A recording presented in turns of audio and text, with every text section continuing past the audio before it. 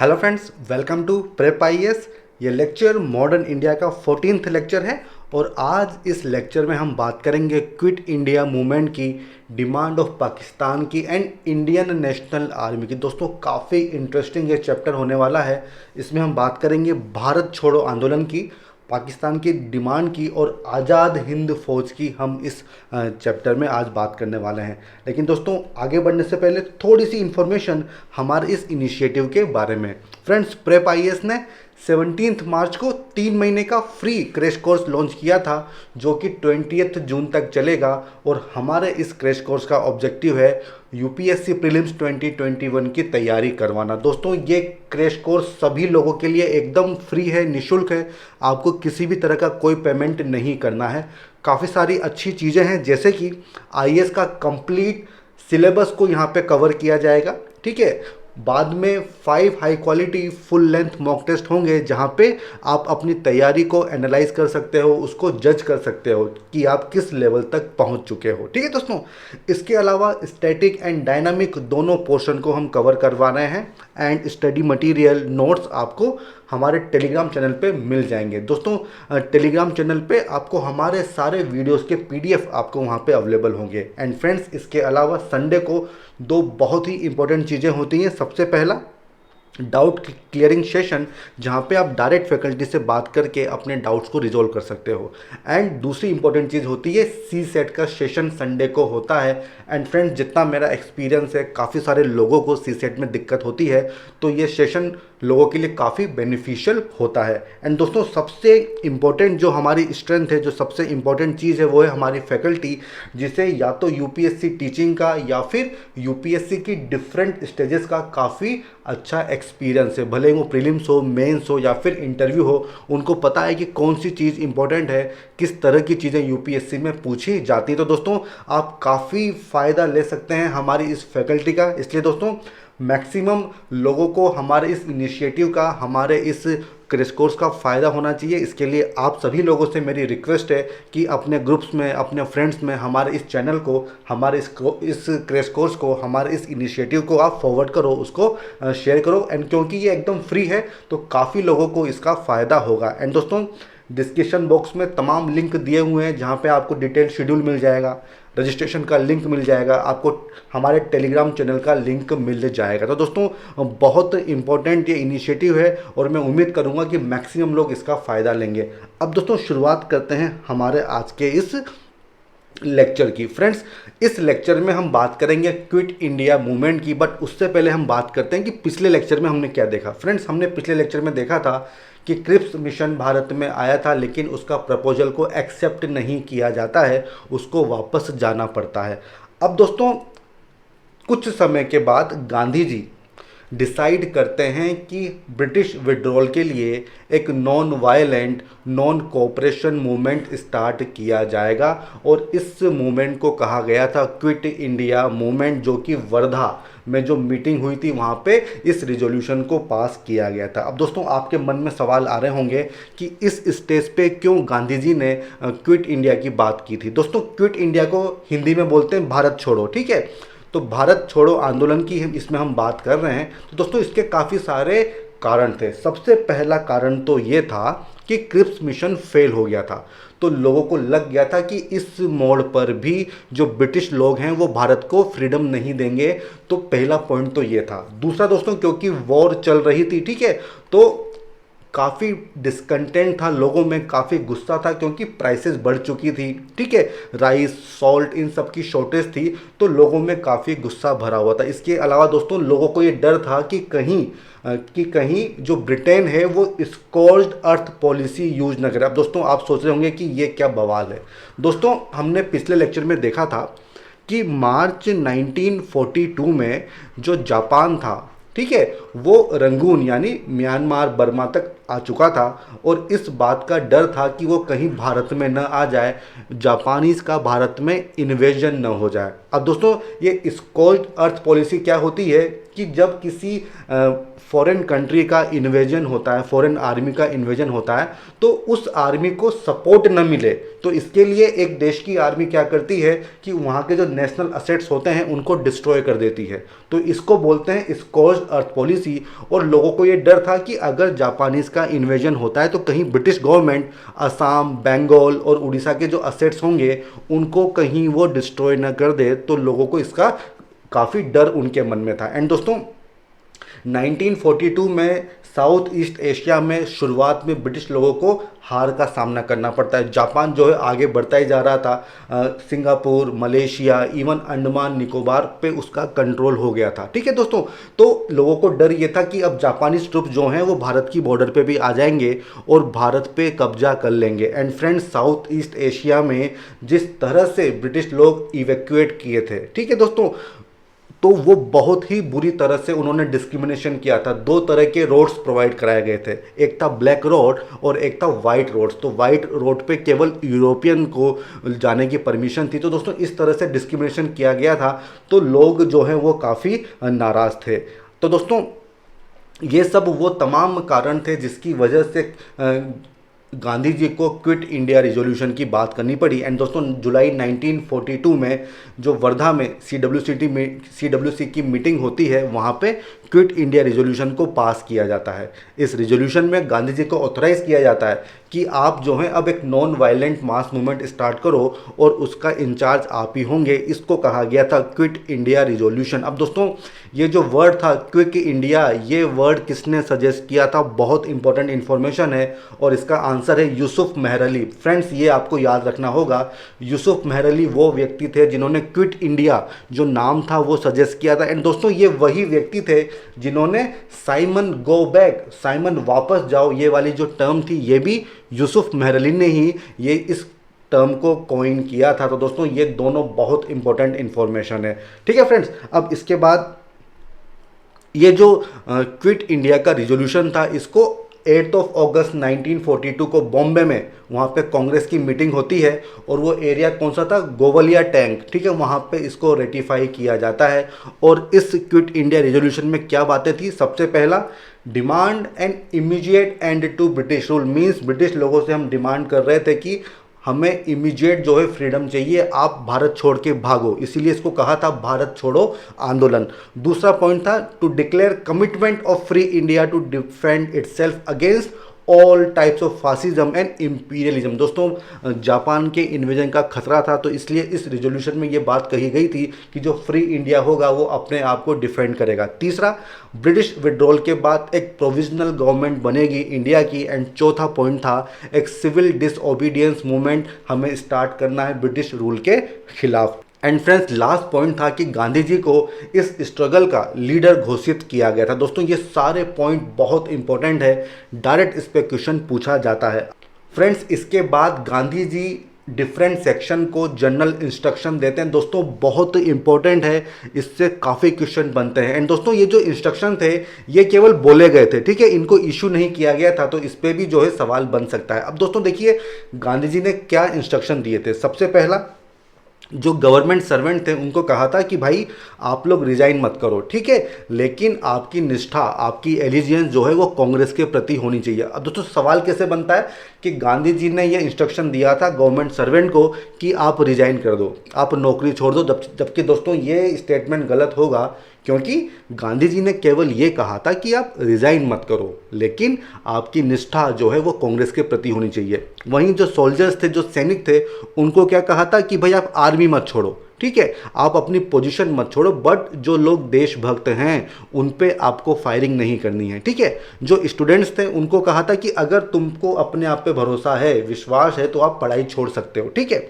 किसानों की बात है दोस्तों, तो किसानों को ये कहा था कि अगर आपके जमींदार एंटी गवर्नमेंट हैं, मतलब वो गवर्नमेंट के अगेंस्ट हैं, तब तो आप आपस में जो भी आपका समझौता होता है, जो भी म्यूचुअली एग्रीड रेंट होता है, उसको आप पेमेंट कर दो। लेकिन अगर जमींदार प्रो गवर्नमेंट है, मीन्स अगर वो ब्रिटिश गवर्नमेंट की बात करता है, उसका साथ देने की बात करता है, तब आपको रेंट जो है वो पे नहीं करना है। दोस्तों बहुत इंपॉर्टेंट इन्फॉर्मेशन है, इनमें काफ़ी सारे पेंच हैं जिस पे घुमाया जा सकता है। वहीं अगर प्रिंसेस की बात करें तो प्रिंसेस को गांधी जी ने ये कहा था कि भाई जो भी राजा महाराजा हैं वो अपने लोगों की सोवेनिटी को एक्सेप्ट करो, ठीक है, मासेस को सपोर्ट करो, ठीक है। और प्रिंसली स्टेट्स के जो पीपल थे, जो वहाँ के लोग थे, जो वहाँ की आम जनता थी, उनको ये कहा था कि अगर आपका राजा, अगर आपका रूलर जो है वो एंटी गवर्नमेंट है तब तो आप उसको सपोर्ट करो, ठीक है, तब तो आप उसको सपोर्ट करो और अपने आप को इंडियन नेशन का पार्ट जो है वो डिक्लेयर कर दो, ठीक है फ्रेंड्स। तो ये तमाम वो चीज़ें हैं जिन पे सवाल बनते हैं। एंड दोस्तों इसके बाद यहीं पे गांधी जी एक स्लोगन देते हैं, बहुत ही फेमस स्लोगन है, डू और डाई, मतलब करो या मरो, ठीक है, या तो हम करेंगे या फिर हम मरेंगे। तो दोस्तों ये स्लोगन क्विट इंडिया मूवमेंट में दिया जाता है और इस पर भी काफ़ी सवाल बनते हैं फ्रेंड्स।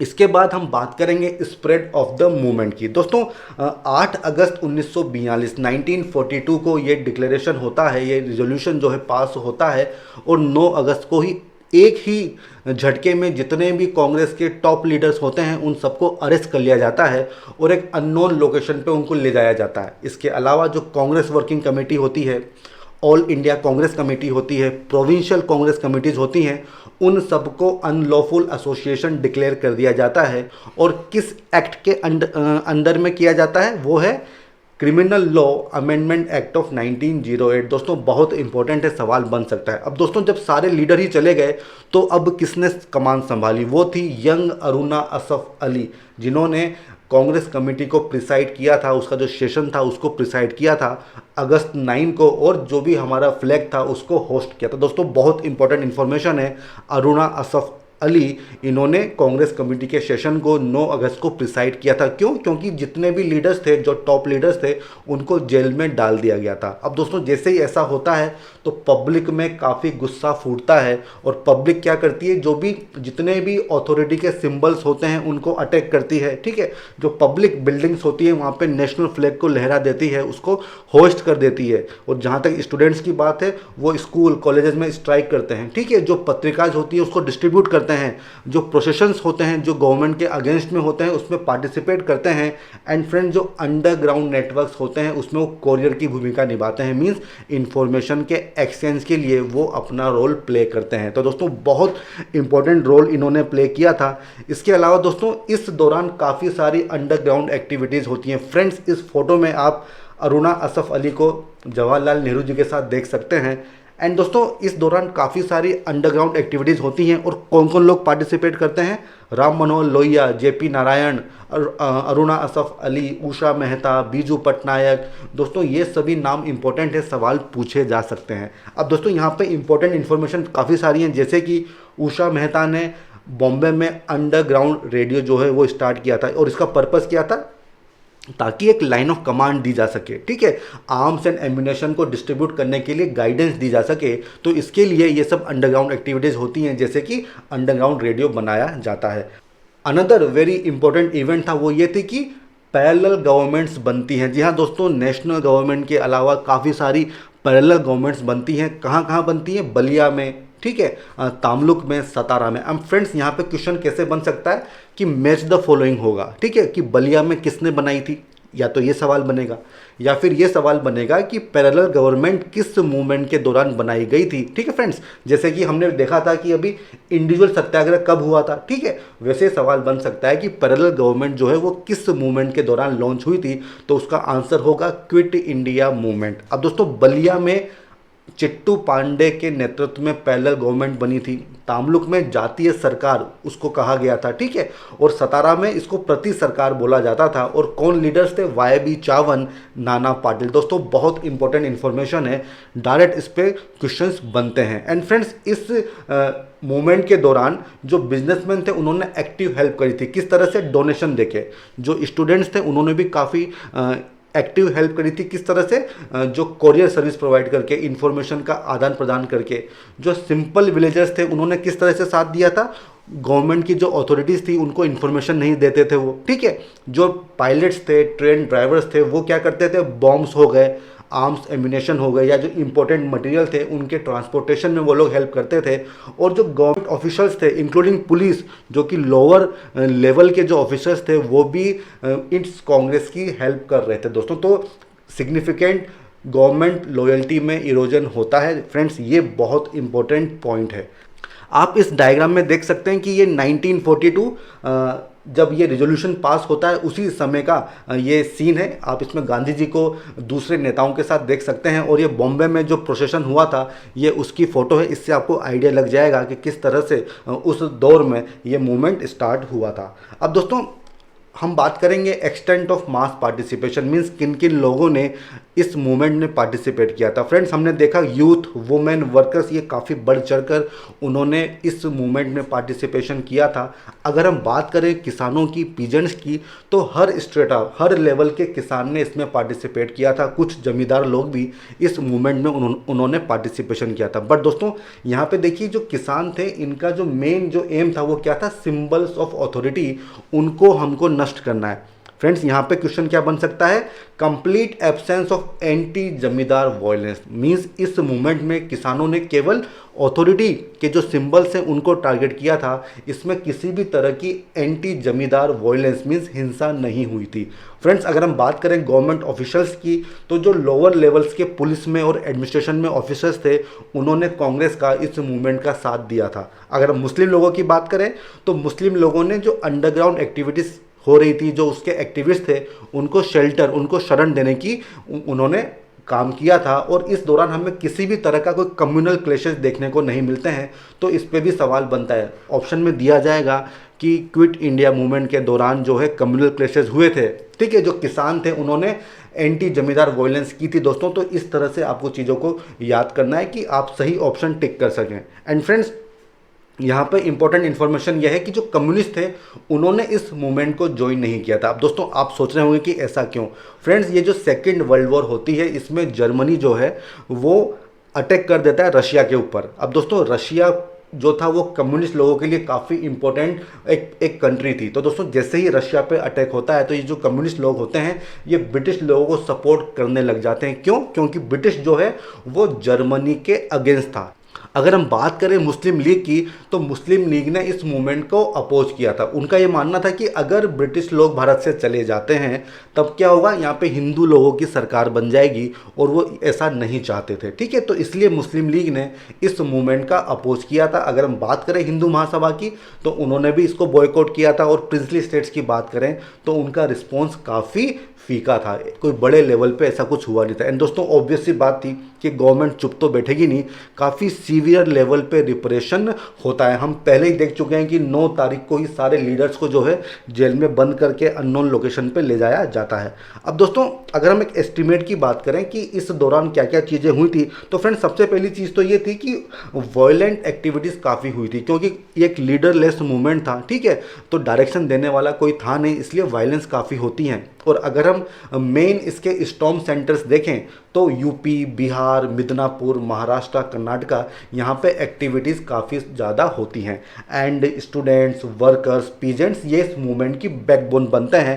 एंड फ्रेंड्स अगर हम बात करें अपर क्लासेस की, और जो ब्यूरोक्रेसी, जो अपर लेवल की ब्यूरोक्रेसी थी, तो वो लार्जली वो लॉयल रहती है, वो गवर्नमेंट का ही साथ देती है। लेकिन दोस्तों हमने देखा था कि जो निचले लेवल के अधिकारी होते हैं वो गवर्नमेंट को सपोर्ट न करके बल्कि इस मूवमेंट को, इन लीडर्स को सपोर्ट करते हैं। ठीक है फ्रेंड्स, तो इतना सब होने के बाद ये तो समझ में आ गया था ब्रिटिश लोगों को कि भाई अब भारत में रूल करना पॉसिबल नहीं है बिना भारतीय लोगों की इच्छा के। ठीक है फ्रेंड्स, तो ये सारे इंपॉर्टेंट पॉइंट्स हैं जो हमें याद रखने होंगे। एंड दोस्तों सबसे इंपॉर्टेंट चीज़ ये थी कि इस मूवमेंट का जो ऑब्जेक्टिव था वो क्या था, भारत छोड़ो, मीन्स आपको भारत से जाना है और भारत को इंडिपेंडेंस देनी है। इट मीन्स ये इमीडिएट एजेंडा है, अब इसके बाद आप रिट्रीट नहीं कर सकते हो। ठीक है दोस्तों, क्योंकि क्विट इंडिया के बाद और आप क्या चीज़ डिमांड करोगे। ठीक है, तो ये ऐसी डिमांड थी जिसके बाद आप वापस रिट्रीट नहीं कर सकते हो। अब हम बात करेंगे कि गांधी जी ने फास्ट किया था फरवरी 1943 को। क्यों? क्योंकि दुनिया भर की वायलेंस इसमें हो रही थी, तो उसके अगेंस्ट में गांधी जी फास्ट करते हैं। एंड दोस्तों 23 मार्च 1943 बहुत ही इंपॉर्टेंट इवेंट हुआ था। इस दिन पाकिस्तान डे जो है वो ऑब्जर्व किया था। दोस्तों ये सवाल पूछा जा सकता है कि किस दिन पाकिस्तान डे जो है वो मनाया गया था, तो आपका जवाब होगा 23 मार्च 1943। अब दोस्तों इसी दौरान एक बहुत ही एक इम्पोर्टेंट इवेंट है, वो है फेमाइन ऑफ 1943, जिस पे सवाल बनते हैं। दोस्तों इस दौरान जो साउथ वेस्ट बंगाल था वो वर्स्ट अफेक्टेड एरिया था, वहाँ पे अकाल पड़ता है, वहाँ पे फेमाइन आती है। एंड फ्रेंड्स ये एक मैन मेड फेमाइन थी, मीन्स इसका कारण था इंसान, ठीक है, ब्रिटिश लोगों की वजह से ये फेमाइन भारत में आती है। एंड दोस्तों क्या इसके कारण थे? सबसे पहला क्योंकि वॉर चल रही थी, तो इतनी बड़ी आर्मी को आपको खाना खिलाना है, उसको फीड करना है, तो जो राशन था, जो फूड था, वो डाइवर्ट हो गया था इंडिया से, ठीक है। दूसरा, जो हमारे राइस के इंपोर्ट्स थे जो साउथ ईस्ट एशिया से आते थे वो बंद हो गए थे। क्यों? क्योंकि जापान ने वहाँ पे अपना कंट्रोल कर लिया था। एंड दोस्तों इस दौरान जो ग्रॉस मिसमैनेजमेंट होता है, काफ़ी सारी होर्डिंग होती है, तो इससे भी क्या होता है कि जो मटेरियल होता है, जो फूड ग्रेन होते हैं, वो लोअर लेवल पे नहीं पहुँच पाते हैं, और इसका रिजल्ट क्या होता है? साउथ वेस्ट बंगाल जैसे एरिया में बहुत ही वर्स्ट फेमाइन आती है। एंड दोस्तों इस फोटो से आप इस चीज़ का अंदाज़ा लगा सकते हैं कि कितनी बुरी ये फेमाइन थी, कितनी बुरी तरीके से लोगों को इसने अफेक्ट किया था। अब फ्रेंड्स हम बात करेंगे राजगोपालाचारी फॉर्मूला की। दोस्तों हमने देखा पिछली बार कि क्रिप्स मिशन आता है, उससे पहले हमने अगस्त ऑफर देखा, तो इन सब में जो कांग्रेस थी और जो मुस्लिम लीग थी, इनके बीच में कोई समझौता नहीं हो पा रहा था, दोनों का अपना अलग अलग स्टैंड था। और राजगोपालाचारी फॉर्मूला का जो मेन एम था वो क्या था कि किसी भी तरह से कांग्रेस एंड लीग में समझौता करवाया जाए, उनके बीच में कोऑपरेशन हो, तभी कुछ बात जो है आगे बढ़ेगी। एंड दोस्तों ये 1944 का ये फॉर्मूला है, और इसमें पाकिस्तान की डिमांड को इनडायरेक्टली माना गया था। तो दोस्तों सवाल पूछा जा सकता है कि राजगोपालाचारी फॉर्मूला में क्या पाकिस्तान की डिमांड को माना गया था, तो आंसर होगा हाँ। एंड फ्रेंड्स इस फॉर्मूला को गांधी जी ने सपोर्ट किया था। तो दोस्तों जब हम बात करते हैं पार्टीशन की, तो पार्टीशन कोई एक इंस्टेंट मूवमेंट नहीं था, ठीक है, कि 15 अगस्त को एकदम से पार्टीशन हो गया। ये काफ़ी लंबा प्रोसेस था, ठीक है, जो धीरे धीरे एक एक सीढ़ी आगे चढ़ रहा था, ठीक है फ्रेंड्स। अब अगर हम बात करें कि इस फॉर्मूला में क्या था, तो सबसे पहली बात तो ये थी कि जो मुस्लिम लीग होगी वो कांग्रेस की डिमांड थी इंडिपेंडेंस की, उसको मान लेगी, सबसे पहली बात, ठीक है। दोस्तों मैं फिर से रिपीट कर रहा हूं कि जो मुस्लिम लीग होगी वो कांग्रेस की डिमांड फॉर इंडिपेंडेंस को मान लेगी। और सेकंड पॉइंट ये होगा कि सेंटर में लीग जो है कांग्रेस को सपोर्ट करेगी प्रोविजनल गवर्नमेंट बनाने में, ठीक है दोस्तों, क्योंकि इन्हीं मुद्दों पर अभी तक कोई सहमति नहीं बन रही थी। और तीसरा पॉइंट ये था दोस्तों, जो कि लीग के लिए काफ़ी इंपॉर्टेंट पॉइंट था, वो ये था कि जब वॉर ख़त्म हो जाएगी उसके बाद जो नॉर्थ ईस्ट मतलब जो बंगाल और जो पंजाब की जो मुस्लिम मेजोरिटी एरियाज हैं दोस्तों, मुस्लिम मेजोरिटी एरियाज, वहाँ की एंटायर पॉपुलेशन, भले वो हिंदू हो, मुस्लिम हो, सिख हो या ईसाई हो, वो प्लेबिसाइड के माध्यम से डिसाइड करेंगे कि इंडिपेंडेंट सेपरेट सोवरेन स्टेट बनना है या नहीं बनना है, ठीक है दोस्तों।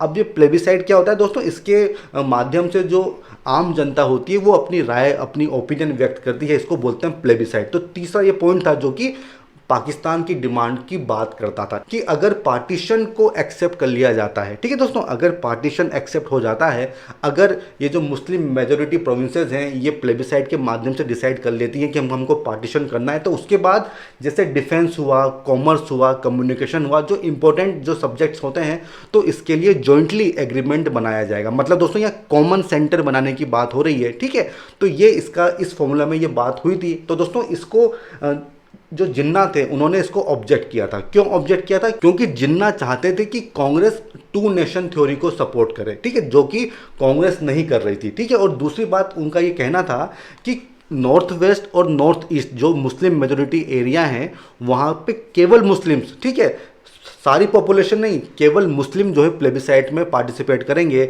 और डिसाइड करेंगे कि पार्टीशन होगा या नहीं होगा। और ये कॉमन सेंटर के विरोध में थे। क्यों? क्योंकि इनको तो पाकिस्तान जो है वो इंडिपेंडेंट एक कंट्री चाहिए थी, इसलिए इन्होंने इसको ऑब्जेक्ट किया था। अब दोस्तों इसके बाद आता है कांग्रेस का ऑब्जेक्शन।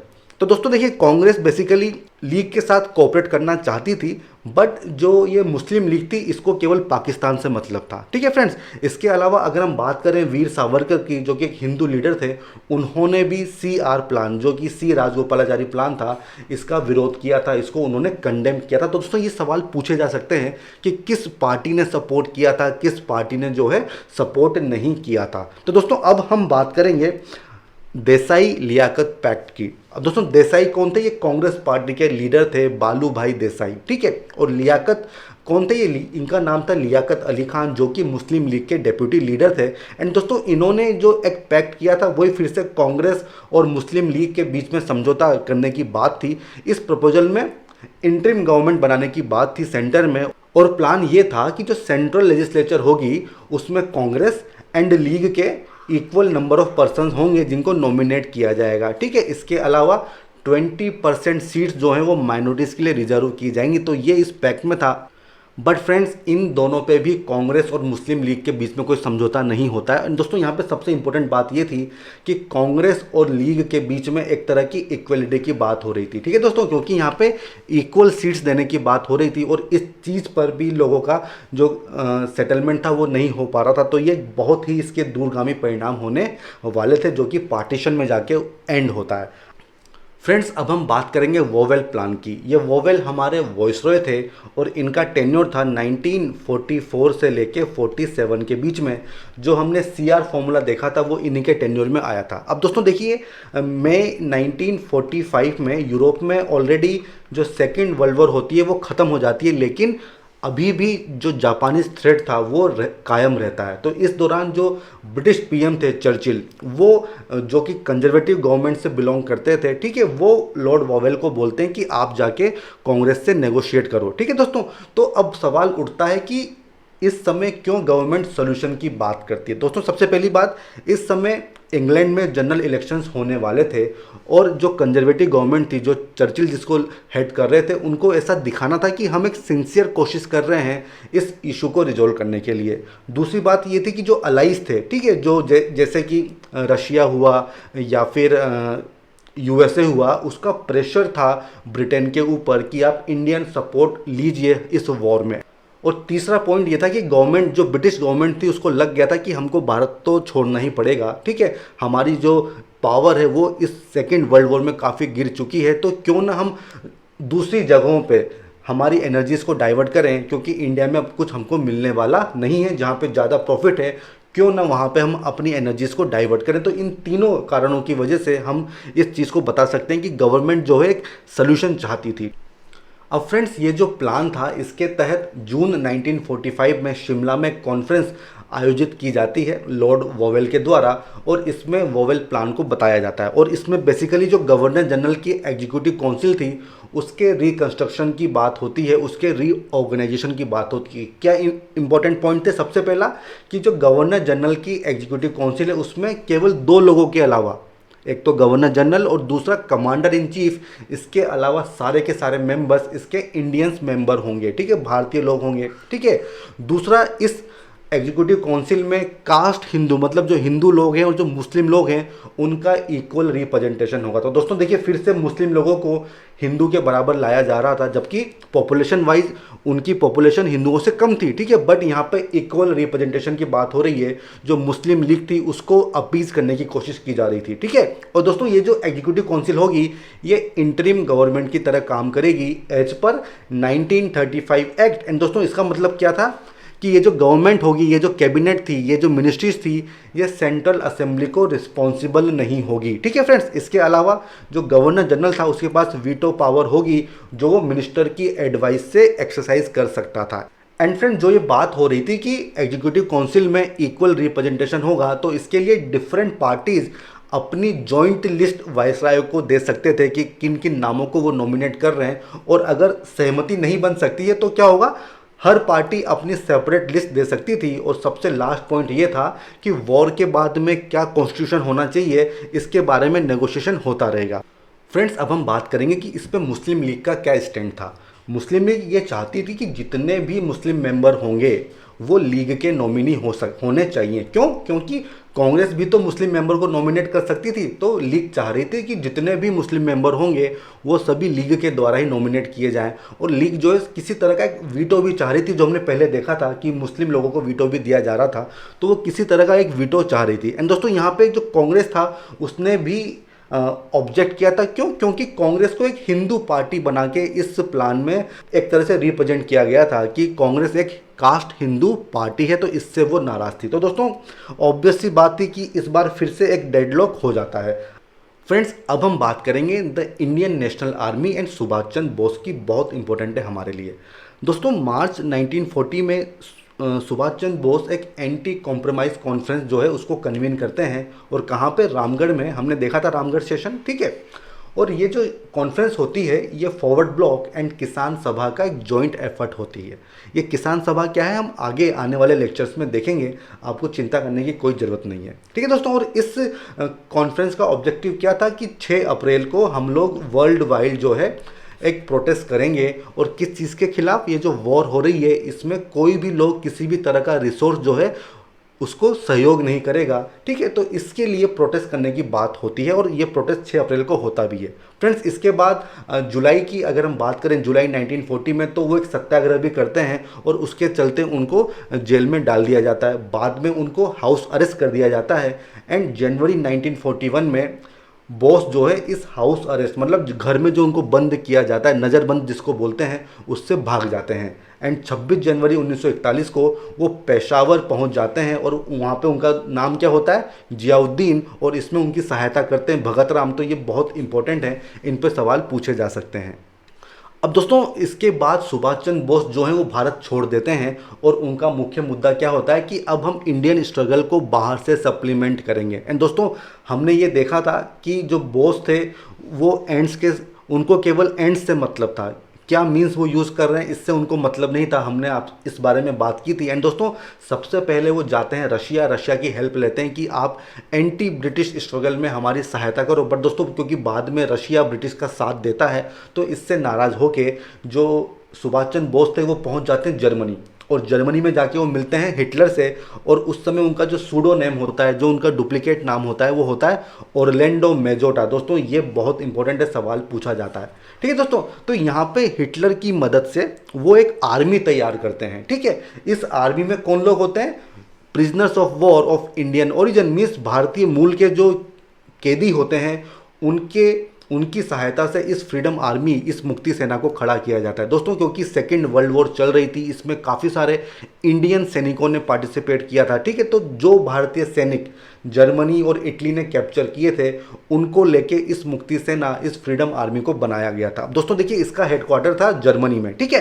एंड फ्रेंड्स यहाँ पे जो जर्मनी के लोग थे वो बॉस को नेताजी के नाम से बुलाते थे। तो ये सबसे इंपॉर्टेंट इन्फॉर्मेशन हो गई। इसके अलावा दोस्तों बॉस ने जर्मनी में फ्री इंडिया सेंटर भी बनाया था। ये क्या होता है हम आगे वाली स्लाइड में देखेंगे। और यहाँ से उन्होंने जय हिंद जो है वो स्लोगन बोला था। एंड दोस्तों इसके अलावा एक बर्लिन रेडियो की भी स्थापना हुई थी, ठीक है। तो ये सब इंपॉर्टेंट इन्फॉर्मेशन है जिस पे सवाल बनते हैं। अब दोस्तों हम बात करेंगे फ्री इंडिया सेंटर की, जो हमने पिछली स्लाइड पे देखा था। दोस्तों ये फ्री इंडिया सेंटर जो फ्री इंडिया की प्रोविजनल गवर्नमेंट बनने वाली थी 1943 में, उसकी यूरोपियन ब्रांच थी, ठीक है दोस्तों।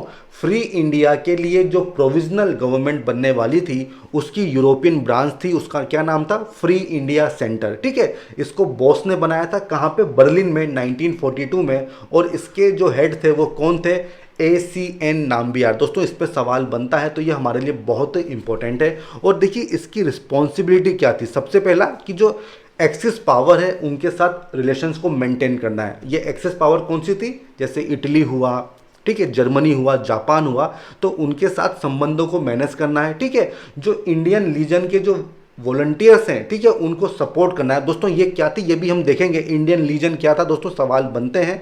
इसके अलावा आज़ाद हिंद रेडियो को रन करना दोस्तों बहुत इंपॉर्टेंट है। और इसके अलावा जो लार्ज प्रोविजनल गवर्नमेंट बनने वाली है उसको प्रिपेयर करना। तो दोस्तों ये सब चीज़ें बहुत इंपॉर्टेंट हैं, इस पे सवाल डायरेक्ट पूछे जाते हैं।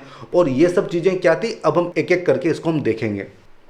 फ्रेंड्स, अब हम बात करेंगे आज़ाद हिंद रेडियो की। इसकी स्थापना बोस ने नाजी जर्मनी 1942 में की थी और इसका ऑब्जेक्टिव क्या था कि एक्सिस पावर के लिए इंडियंस को फाइट करने के लिए इंकरेज करना। तो दोस्तों बहुत इंपॉर्टेंट है, इस पर सवाल पूछा जा सकता है। एंड इस आज़ाद हिंद रेडियो से ठीक है डिफरेंट डिफरेंट लैंग्वेजेस में न्यूज़ जो है उसका ब्रॉडकास्ट किया जाता था, जैसे कि इंग्लिश, हिंदी, तमिल, बंगाली, मराठी, पंजाबी, पश्तो एंड उर्दू। क्यों दोस्तों? ताकि जो डिफरेंट सेक्शन है इंडियंस के उन सब तक मैसेज पहुंचाया जा सके। और दोस्तों इसका एम क्या था कि जो अलाइड रेडियो स्टेशंस हैं उनके ब्रॉडकास्ट को काउंटर किया जा सके। एंड दोस्तों ये जो आज़ाद हिंद रेडियो था इसने ऑल इंडिया रेडियो को क्या नाम दिया था कि एक एंटी इंडियन रेडियो है। तो दोस्तों ये सवाल भी पूछा जा सकता है। फ्रेंड्स, अब हम बात करेंगे द इंडियन लीजन की। दोस्तों इसको फ्री इंडिया लीजन भी बोलते हैं। ये बेसिकली एक इन्फेंट्री रेजिमेंट थी या फिर एक मिलिट्री यूनिट थी जिसको सेकेंड वर्ल्ड वॉर के टाइम पे सेटअप किया गया था as a part of German army. ठीक है दोस्तों, अब इसका ऑब्जेक्टिव क्या था कि जो ब्रिटिश रूल्ड इंडिया है उसको लिबरेट करना। तो इसके लिए इस इंडियन लीजन, इस फ्री इंडिया लीजन की स्थापना की गई थी। एंड दोस्तों इसको टाइगर लीजन के नाम से भी जानते थे या फिर आज़ाद हिंद फौज भी इसका नाम था। तो दोस्तों बहुत इंपॉर्टेंट है, इस पर डायरेक्ट सवाल पूछे जाते हैं। अब दोस्तों इसके बाद 1943 की शुरुआत में ही सुभाष चंद्र बोस जर्मनी से जापान चले जाते हैं, जापान से सिंगापुर चले जाते हैं। और जब वो सिंगापुर पहुंचते हैं तो वहाँ पे रास बिहारी बोस से वो मिलते हैं और उससे इंडियन नेशनल आर्मी की कमांड वो ले लेते हैं। तो दोस्तों यहाँ पे सेकेंड फेज स्टार्ट होता है, बहुत इंपॉर्टेंट है। फ्रेंड्स, इस फोटो में आप देख सकते हैं कि सुभाष चंद्र बोस हिटलर के साथ उनकी मीटिंग हो रही है और नीचे वाले फोटो में आप सुभाष चंद्र बोस को देख सकते हैं जापानीज पीएम जो टोजो हैं उनके साथ उनकी ये फोटो है। ठीक है फ्रेंड्स, अब हम बात करेंगे इंडियन नेशनल आर्मी के ओरिजिन की और उसके फर्स्ट फेज की। फ्रेंड्स, ये जो आइडिया था कि इंडियन प्रिजनर्स ऑफ वॉर के साथ एक आर्मी बनाई जाएगी, ये आइडिया ओरिजिनली मोहन सिंह का था। दोस्तों इस पे सवाल बनता है कि ये आइडिया क्या सुभाष चंद्र बोस का था क्या? तो ये आइडिया मोहन सिंह का था और इसके लिए वो जापान की तरफ मुड़ते हैं कि जापान से ही मुझे मदद मिलेगी। अब दोस्तों ऐसा क्यों? क्योंकि जापान उस समय तक जो इंडियन सिविलियंस थे जापान में उनको एंटी ब्रिटिश ऑर्गेनाइजेशन फॉर्म करने के लिए इंकरेज करता था। इसलिए मोहन सिंह पहुंच जाते हैं जापान और जापान से वो मांग करते हैं इंडियन प्रिजनर्स ऑफ वॉर की। ठीक है दोस्तों, और फिर इसके बाद वो इंडियन नेशनल आर्मी में उन लोगों को रिक्रूट करना स्टार्ट कर देते हैं। एंड दोस्तों इनका ये कहना होता है कि जब इंडियन नेशनल कांग्रेस हमको बुलाएगी, हमको इन्वाइट करेगी, केवल तभी हम एक्शन करेंगे, तभी हम इंडिया में जाएंगे। एंड फ्रेंड्स, कुछ लोगों का ऐसा भी मानना है कि ये जो इंडियन नेशनल आर्मी बनाई गई थी इसके दो महत्वपूर्ण ऑब्जेक्टिव और थे। सबसे पहला, साउथ ईस्ट एशिया में ठीक है इंडियंस के अगेंस्ट जापानीज के मिसकंडक्ट को चेक करना, और दूसरा कि फ्यूचर जापानीज ऑक्यूपेशन न हो इंडिया का, तो इसके अगेंस्ट जो है काम करना। तो इन दोनों चीज़ों के लिए भी इंडियन नेशनल आर्मी बनाई गई थी। तो ऐसा कुछ लोगों का मानना था। अब फ्रेंड्स, जब भारत में क्विट इंडिया मूवमेंट स्टार्ट होता है तो इससे आईएनए को बहुत बड़ा बूस्ट मिलता है कि अब हमें इनवाइट किया जाएगा और हम पार्टिसिपेट करेंगे। एंड दोस्तों सितंबर 1942 आते आते आईएनए की जो फर्स्ट डिवीज़न थी वो बना ली जाती है और दोस्तों उसमें 16,300 उसमें सोल्जर्स होते हैं। तो ये बहुत बड़ी एक आर्मी थी। एंड दोस्तों लेकिन होता क्या है कि कुछ ही समय में इंडियन आर्मी ऑफिसर्स जो कि मोहन सिंह के द्वारा लीड किए जाते हैं और जो जापानीज काउंटर पार्ट्स होते हैं उनके बीच में काफ़ी एक बड़ा एक डिफरेंस जो है वो इमर्ज हो जाता है। क्यों? क्योंकि मोहन सिंह अपना एक बड़ा रोल चाहते थे, जबकि जो जापानीज थे वो चाहते थे कि एक काफ़ी छोटी सी 2000 लोगों की ही एक इंडियन आर्मी होनी चाहिए। तो इसके बाद मोहन सिंह को कस्टडी में ले लिया जाता है। ठीक है फ्रेंड्स, अब इसके ये तो था फर्स्ट फेज और इसके बाद सेकंड फेज स्टार्ट होता है जब सुभाष चंद्र बोस सिंगापुर में पहुंचते हैं। एंड दोस्तों सिंगापुर जाने से पहले वो एक बार जापानीज पीएम जो टोजो थे उनसे मिल लेते हैं। फ्रेंड्स, अब हम बात करेंगे रास बिहारी बोस की। बहुत इंपॉर्टेंट पर्सनैलिटी थी। हमने देखा था कि 1915 में ये इंडिया से जापान चले जाते हैं और जापान में आके ये यहाँ के एक नेचुरलाइज सिटीजन बन जाते हैं। दोस्तों इसके बाद ये काफ़ी कोशिश करते हैं कि किसी भी तरह से इंडियन इंडिपेंडेंस मूवमेंट के लिए जो जापानीज इंटरेस्ट है उसको जगाया जाए, और इसके लिए वो इंडियन क्लब ऑफ टोक्यो की स्थापना भी करते हैं। ठीक है फ्रेंड्स, तो ये तो था फर्स्ट पार्ट। अब हम बात करते हैं बैंकॉक की। दोस्तों बैंकॉक में ये डिसाइड होता है कि जो इंडियन नेशनल आर्मी थी उसको रास बिहारी के नेतृत्व में उसको ट्रांसफ़र किया जाए। ठीक है, इंडियन इंडिपेंडेंस लीग होगी जिसके चेयरमैन होंगे रास बिहारी।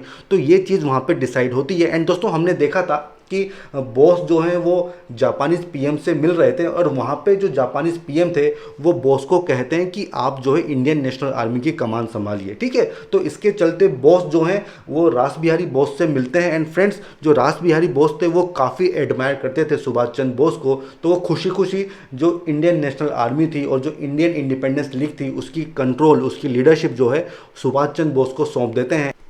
ये इवेंट होता है जुलाई 1943 में। एंड दोस्तों, इसके बाद अगस्त 25 को सुभाष जो हैं वो इंडियन नेशनल आर्मी के सुप्रीम कमांडर बन जाते हैं। बहुत इंपॉर्टेंट ये इवेंट है। फ्रेंड्स, इस स्लाइड में आप इंडियन इंडिपेंडेंस लीग के बारे में अहम जानकारी पता कर सकते हैं, ठीक है। ये फर्स्ट स्लाइड है और सेकंड स्लाइड है यहाँ पे। तो इन दोनों ही स्लाइड में मैंने इंडियन इंडिपेंडेंस लीग के बारे में बता रखा है। अब फ्रेंड्स, अगला इवेंट आता है 21 अक्टूबर 1943। इस दिन क्या होता है, सुभाष चंद्र बोस सिंगापुर में फ्री इंडिया के लिए प्रोविजनल गवर्नमेंट जो है वो फॉर्म कर देते हैं। इसमें जो एससी चैटर्जी थे उनको फाइनेंस पोर्टफोलियो मिलता है, एम ए अय्यर को ब्रॉडकास्टिंग पोर्टफोलियो मिलता है, लक्ष्मी स्वामीनाथन जो कि एक महिला थी उनको वुमेन डिपार्टमेंट मिलता है। दोस्तों, बहुत इंपॉर्टेंट इन्फॉर्मेशन है, ठीक है। हमने देखा था ना दोस्तों पहले कि जो फ्री इंडिया सेंटर था, ठीक है, उसमें एक उसका मकसद ये भी था कि एक लार्जर प्रोविजनल गवर्नमेंट बनानी है फ्री इंडिया के लिए। तो वो गवर्नमेंट यही थी। 21 अक्टूबर 1943 को प्रोविजनल गवर्नमेंट बनती है। दोस्तों, इसका नाम, दूसरा नाम ये भी था, अर्जी हुकूमत ए आज़ाद हिंद। दोस्तों, बहुत इंपॉर्टेंट है, ये सवाल पूछा जा सकता है कि अर्जी हुकूमत ए आज़ाद हिंद ये क्या थी। तो दोस्तों, ये provisional government of free India का उर्दू में नाम था और इसको सिंपली आज़ाद हिंद के नाम से भी जाना जाता था। दोस्तों, बहुत इंपॉर्टेंट ये इन्फॉर्मेशन है। फ्रेंड्स, इसके बाद मलेशिया में एक इंपॉर्टेंट इवेंट होता है जहाँ पे सुभाष चंद्र बोस ये स्लोगन देते हैं, ये नारा देते हैं कि give me blood I will give you freedom. Means तुम मुझे खून दो, मैं तुम्हें आज़ादी दूंगा। दोस्तों, ये होता है मलेशिया में। एंड दोस्तों, ये जो Subhash Chandra Bose Indian National army बनाते हैं उसमें एक वुमेन रेजिमेंट भी होती है जिसको रानी झांसी रेजिमेंट के नाम से जाना जाता है। एंड दोस्तों, इसका जो हेडक्वार्टर था इंडियन नेशनल आर्मी का वो कहाँ पे था, रंगून में था दोस्तों। और इनका जो वॉर क्राई था वो क्या था, चलो दिल्ली, ठीक है दोस्तों। तो हमने इंडिविजुअल सत्याग्रह के टाइम पे देखा था कि दिल्ली चलो मूवमेंट, वहीं पे मैंने बात की थी चलो दिल्ली की। तो चलो दिल्ली जो है इंडियन नेशनल आर्मी का वॉर क्राई था। फ्रेंड्स, इस पिक्चर में आप सुभाष चंद्र बोस के साथ लक्ष्मी स्वामीनाथन को भी देख सकते हैं, ठीक है। ये उनकी जो महिला जो बटालियन थी ये उसका एक फ़ोटो है। फ्रेंड्स, इसके बाद 6 नवंबर 1943 को Andaman and Nicobar island Japanese army के द्वारा इंडियन नेशनल आर्मी को दे दिया जाता है। क्यों? क्योंकि जो अंडमान निकोबार आइलैंड था उस पर कंट्रोल था जापानीज़ आर्मी का, ठीक है दोस्तों। और सुभाष चंद्र बोस इसका नया नाम रखते हैं शहीद द्वीप एंड स्वराज द्वीप। इसके बाद फ्रेंड्स, 6 जुलाई 1944 को आज़ाद हिंद रेडियो के प्लेटफॉर्म से सुभाष चंद्र बोस महात्मा गांधी को बोलते हैं फादर ऑफ द नेशन। ये भी बहुत इंपॉर्टेंट इन्फॉर्मेशन है और यहीं से वो गांधी का आशीर्वाद, उनकी ब्लेसिंग्स मानते हैं। किस चीज़ के लिए? India's last war of independence के लिए। अब दोस्तों, इसी दौरान क्या होता है, आईएनए की एक बटालियन जो कि शाहनवाज के अंडर में थी उसको जापानीज़ आर्मी के साथ भेजा जाता है इंडो बर्मा फ्रंट पे। और वहाँ पे इनके साथ काफ़ी डिस्क्रिमिनेटरी ट्रीटमेंट होता है जापानीज़ के द्वारा, ठीक है फ्रेंड्स। बाद में जो आज़ाद हिंद फौज होती है वो बर्मा बॉर्डर को क्रॉस कर लेती है और इंडिया की धरती पे आ जाती है। कहाँ पे? कोहिमा एंड इम्फाल में। और ये इवेंट कब होता है? मार्च 18, 1944 में। और तकरीबन 3 महीने तक वो मणिपुर मोरेंग में यहाँ पे रहती है। एंड दोस्तों, उसके बाद जब 15 अगस्त 1945 को जापान सरेंडर कर देता है, उसकी हार हो जाती है, तो उसके साथ ही आईएनए जो है वो अपने आप को सरेंडर कर देती है। एंड उसके 3 दिन बाद ही सुभाष चंद्र बोस की एक एयर क्रैश में जो है डेथ हो जाती है। फ्रेंड्स, इसके बाद जब इंडियन नेशनल आर्मी के प्रिजनर्स ऑफ वॉर को, POWs को भारत में लाया जाता है ताकि उनका कोर्ट मार्शल कर सके, उनका ट्रायल हो सके, तो उसके अगेंस्ट में, उसके अपोजिशन में भारत में एक पावरफुल मूवमेंट जो है इमर्ज होता है और जिसका अंत होता है फ्रीडम के साथ। और ये सब चीज़ें हम देखेंगे अब अगले आने वाले लेक्चर में। फ्रेंड्स, अब हम बात करेंगे मल्टीपल चॉइस क्वेश्चंस की।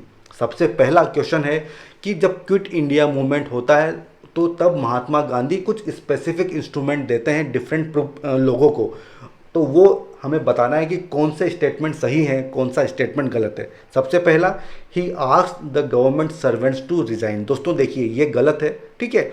उन्होंने ये कहा था कि रिज़ाइन मत करो, लेकिन अपनी जो निष्ठा है, लॉयल्टी है, वो इंडियन लोगों के प्रति होनी चाहिए। दूसरा क्या है, he asked the soldiers to leave their post. दोस्तों ये भी गलत है, ठीक है। उन्होंने क्या कहा था कि आप जो है फायर मत करना। और तीसरा स्टेटमेंट क्या है, he asked the princes of princely states to accept the sovereignty of their own people. दोस्तों ये स्टेटमेंट सही है, हमने डिस्कस किया था, ठीक है।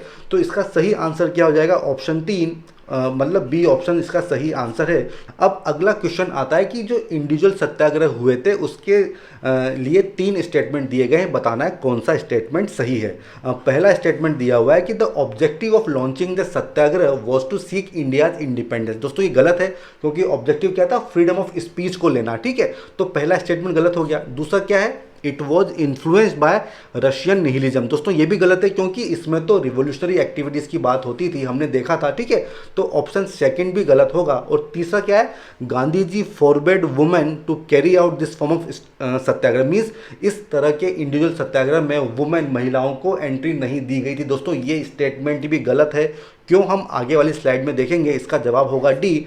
फ्रेंड्स, गांधी जी ने मना नहीं किया था। श्रीमती सरला देवी पहली वो वुमेन थी जिन्होंने इंडिविजुअल सत्याग्रह में पार्टिसिपेट किया था। दोस्तों ये बहुत ही इंपॉर्टेंट इंफॉर्मेशन है, इस पर सवाल पूछा जा सकता है। फ्रेंड्स, तीसरा क्वेश्चन है कि जब 1937 से 39 के बीच में कांग्रेस मिनिस्ट्रीज बनी थी, तो किसानों की सफरिंग को दूर करने के लिए कौन कौन से तरीके अपनाए गए थे, क्या क्या मेजर्स अडॉप्ट किए गए थे। सबसे पहला ऑप्शन है, स्टेटमेंट है कि एक पीजेंट्स इंस्टीट्यूट बनाया गया था। दोस्तों ये स्टेटमेंट गलत है, ठीक है, क्यों है हम आगे देखेंगे। दूसरा क्या है, एक टी प्रकाशम कमेटी बनाई गई थी। दोस्तों ये स्टेटमेंट सही है, ठीक है। और तीसरा है कि एक बिल को इंट्रोड्यूस किया था, बेंगोल बर्गदर्स टेम्पररी रेगुलेशन बिल। दोस्तों ये भी गलत है, इसका सही आंसर है केवल 2, तो ऑप्शन बी इसका सही आंसर होगा। और इसके बारे में सारी डिटेल मैंने यहाँ पे दी हुई है, ठीक है। टी प्रकाशम के नेतृत्व में एक कमेटी बनाई गई थी जिसने ये इस चीज़ को रिकमेंड किया था कि जो परमानेंट जमींदारी वाले एरिया हैं वहाँ पे रियायत ही ज़मीन के मालिक हैं, जो किसान हैं वो ही ज़मीन के मालिक हैं, ना कि जमींदार। एंड दोस्तों इसके अलावा जो बाकी के 2 स्टेटमेंट दिए हुए हैं, इंडियन पीजेंट्स इंस्टीट्यूट, ये तो 1933 में NG रंगा के द्वारा इसको बनाया गया था, ठीक है। और इसका ऑब्जेक्टिव क्या था, to train peasants to become active workers of the peasants movement, ठीक है। जो किसान आंदोलन चल रहा है उसमें किसान अपनी अहम भूमिका निभाएं, इसके लिए उनको ट्रेनिंग दी जाती थी। एंड दोस्तों जो बेंगोल बर्गदर्स टेम्पररी रेगुलेशन बिल था, ये 1947 में लाया गया था मुस्लिम लीग मिनिस्ट्री के द्वारा बेंगोल में, ठीक है फ्रेंड्स। तो इस स्लाइड को पॉज करके आप सारी इंफॉर्मेशन यहाँ से ले सकते हो, अपने नोट्स बना सकते हो। अगला क्वेश्चन है क्वेश्चन नंबर 4, जिसमें इंडियन नेशनल आर्मी के लिए 4 स्टेटमेंट दिए गए हैं और हमें बताना है कि कौन सा स्टेटमेंट सही नहीं है। दोस्तों पहला स्टेटमेंट है कि INA का जो आइडिया था सबसे पहले सुभाष चंद्र बोस का था। दोस्तों ये हमने देखा था, ये आइडिया मोहन सिंह का था, तो ऑप्शन ए गलत है, तो यही इसका आंसर होगा, ऑप्शन ए, ठीक है फ्रेंड्स। अगला क्वेश्चन है क्वेश्चन नंबर 5, जहां पे फॉरवर्ड ब्लॉक्स को लेके 2 स्टेटमेंट दिए हुए हैं और हमें बताना है कि कौन सा स्टेटमेंट सही है। फ्रेंड्स पहला स्टेटमेंट है कि ये कांग्रेस के अंदर एक नई पार्टी बनाई थी सुभाष चंद्र बोस ने। दोस्तों ये हमने देखा था, ये स्टेटमेंट सही है कि कांग्रेस के अंदर की ये पार्टी थी, कांग्रेस से अलग नहीं हुई थी। और दूसरा क्या है, its formation led to Subhash Bose ouster from Congress, means इसके बाद कांग्रेस से इसको हटा दिया था। दोस्तों देखिए सुभाष चंद्र बोस को कांग्रेस से नहीं हटाया गया था, ठीक है। सुभाष चंद्र बोस को केवल बंगाल प्रोविंशियल कमेटी के प्रेसिडेंट के पद से हटाया था और वो कोई भी इलेक्टिव ऑफिस नहीं लेंगे 3 साल तक, ठीक है। तो ये जो सेकंड ऑप्शन है ये गलत है, तो इसका आंसर क्या हो जाएगा, ए, मतलब 1 ओनली। फ्रेंड्स अब हम बात करेंगे क्वेश्चन नंबर 6 की, जहाँ पे हमें इंडियन नेशनल मूवमेंट के 4 लीडर दिए हुए हैं और हमें बताना है कि इसमें से कौन कांग्रेस सोशलिस्ट पार्टी के फाउंडर्स थे। दोस्तों देखिए हमें पता है कि MN रॉय जो थे वो कम्युनिस्ट थे, ठीक है। तो 1 इसका आंसर नहीं होगा, 2, 3, 4 इसका सही आंसर होगा। एंड दोस्तों इसकी डिटेल आपको इस स्लाइड में मिल जाएगी। जयप्रकाश नारायण, आचार्य नरेंद्र देव, मिन्नू मसानी, ये जो हैं ये अक्टूबर 1934 में बॉम्बे में कांग्रेस सोशलिस्ट पार्टी की स्थापना करते हैं। दोस्तों यहाँ पे मैंने सारी इन्फॉर्मेशन देने की कोशिश की है, आप इस स्लाइड को पॉज करके अपने नोट्स बना सकते हैं। फ्रेंड्स अगला क्वेश्चन है क्वेश्चन नंबर 7 और यहाँ पे दोस्तों हमें 3 ऑर्गेनाइजेशन दी हुई हैं और उनके फाउंडर्स के साथ उसको मैच करना है कि कौन कौन से मैचेस सही हैं, कौन कौन से मैचेस गलत हैं। दोस्तों देखिए, सबसे पहला दिया हुआ है कि इंडिया हाउस इन लंदन। दोस्तों आपको पता है कि ये जो कृष्ण वर्मा थे उन्होंने ये बनाई थी, तो ऑप्शन वन तो गलत होगा। अगर आप चारों ऑप्शन देखेंगे तो आपको समझ में आएगा कि ऑप्शन ए खत्म हो गया, ऑप्शन सी खत्म हो गया, ऑप्शन डी भी खत्म हो गया, तो सही आंसर क्या बचा? 2 एंड 3 ओनली। दोस्तों इस तरह से आप जो है एलिमिनेशन के माध्यम से भी सवालों को सही कर सकते हैं। एंड दोस्तों इसके बारे में डिटेल इन्फॉर्मेशन इस स्लाइड में दी हुई है। आप इस स्लाइड को पॉज करके सारी इंपॉर्टेंट इन्फॉर्मेशन से अपने नोट्स बना सकते हैं। ठीक है दोस्तों, अब हम बात करेंगे क्वेश्चन नंबर 8 की, जहां पे कांग्रेस के त्रिपुरी सेशन की बात हो रही है। 3 स्टेटमेंट दिए हुए हैं। सबसे पहला कि इस सेशन में सुभाष चंद्र बोस को यूनानिमसली प्रेसिडेंट इलेक्ट किया था। दोस्तों ये तो गलत स्टेटमेंट है क्योंकि वो तो हरिपुरा सेशन था। ठीक है, तो 1 तो गलत हो गया। दूसरा, इसमें नेशनल प्लानिंग का रिजोल्यूशन पास हुआ था। दोस्तों ये भी गलत है क्योंकि वो भी हरिपुरा में ही हुआ था। ठीक है फ्रेंड्स। और तीसरा है कि इस सेशन में कॉन्फ्लिक्ट हुआ था, जो कि सही बात है। हमने देखा था कि गांधी वर्सेस बोस हुआ था, तो इसका आंसर क्या हो जाएगा? Option A. फ्रेंड्स अब हम बात करेंगे क्वेश्चन नंबर 9 की, जहां पे पूछा गया है कि पीरपुर कमेटी जो बनाई गई थी उसका संबंध किससे? दोस्तों हमने देखा था जब कांग्रेस की मिनिस्ट्रीज बनी थी तो उसके विरोध में मुस्लिम लीग ने पीरपुर कमेटी बनाई थी। ठीक है, तो इसका ऑप्शन ए जो है वो सही आंसर होगा। हमने इसके बारे में काफ़ी डिटेल में कवर किया था। ठीक है फ्रेंड्स, अब क्वेश्चन नंबर 10 है कि in the context of freedom struggle, जो रिवॉल्यूशनरी है, द रिवॉल्यूशनरी, वो किस ऑर्गेनाइजेशन का मेन ऑर्गन था? दोस्तों ये भी हमने डिस्कस किया था, बहुत इंपॉर्टेंट है। इसका सही जवाब होगा option C, Hindustan Republican Association. उसका इंपॉर्टेंट ऑर्गन था द रिवॉल्यूशनरी। अब दोस्तों हमारा आज का लेक्चर यहीं पे ख़त्म होता है। आई होप आपको पसंद आया होगा। दोस्तों आप अपने सजेशंस, अपने कमेंट्स मुझे डायरेक्टली कमेंट सेक्शन में लिख के भेज सकते हैं। दोस्तों हम फिर मिलेंगे एक नए वीडियो के साथ, तब तक के लिए गुड बाय, थैंक यू।